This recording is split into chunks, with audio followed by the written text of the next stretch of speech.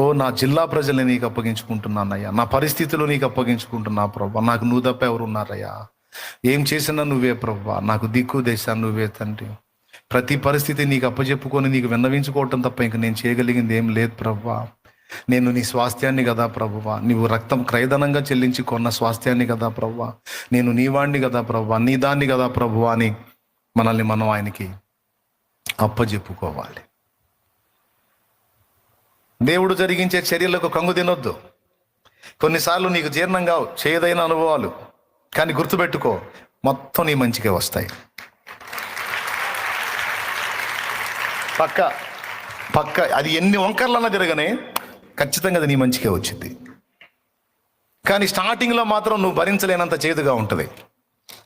ఎందుకంటే నేను ప్రాక్టికల్ లైఫ్లో దాదాపు 22 సంవత్సరాలుగా అనేక సంగతులు అనుభవించి ఈ మాట చెప్తున్నా. ఏదో కొత్తగా ఏసైని నమ్ముకొని ఏసైతో కొత్తగా నడక మొదలుపెట్టి నేను ఈ మాట చెప్పట్లా. కొన్ని చేదైన అనుభవాలు నా జీవితంలోకి అనుమతించబడ్డాయి, వాటిని ఎదుర్కొన్నాను. తర్వాత ఆ చేదైన అనుభవాలు నాకు ఎంత మధురమైన అనుభవాలుగా మారాయో, ఈరోజు ఆ చేదైన అనుభవాలే మధురమైన పాటలుగా రూపాంతరం చెందాయి.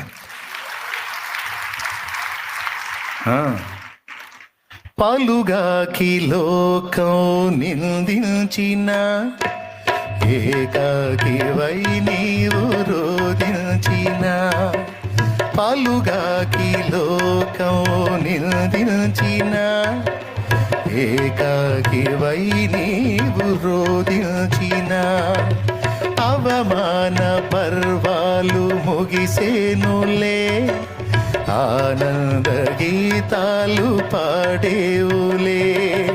నవ్వినోళ్ళంత నీ ముందు తలను వంచేరు ఇక ముందు, నవ్వినోళ్ళంత నీ ముందు తలను వంచేరు ఇక ముందు. ఉందిలే దీవెనా ఎందుక వేదన, పొందిన యాతన దేవుడే మరచునా. ఉందిలే దీవెనా ఎందుక వేదన, పొందిన యాతన దేవుడే మరచునా.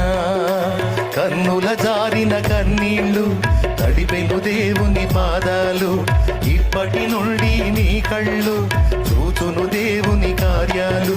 ఈ కన్నుల జారిన కన్నీళ్ళు తడిపెను దేవుని పాదాలు, ఇప్పటి నుండి నీ కళ్ళు